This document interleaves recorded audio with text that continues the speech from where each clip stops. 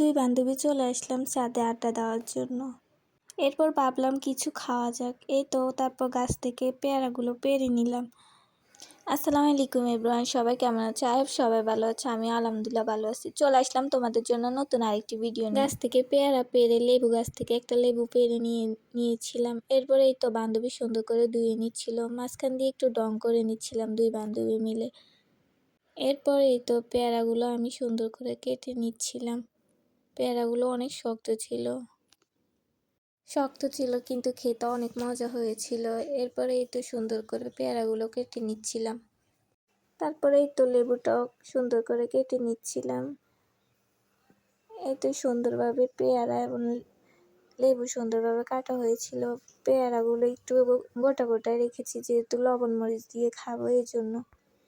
তারপরে এই তো লবণ মরিচ দিয়ে সুন্দর করে মেখে নিচ্ছিলাম।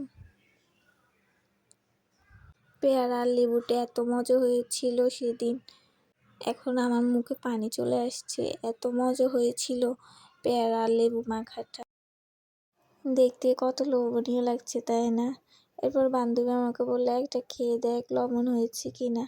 তারপরে তো আমি একটু খেয়ে দেখছিলাম, এত মজা হয়েছিল। তারপরে তো দুই বান্ধবী মিলে খাচ্ছিলাম আর ডং করছিলাম একটু।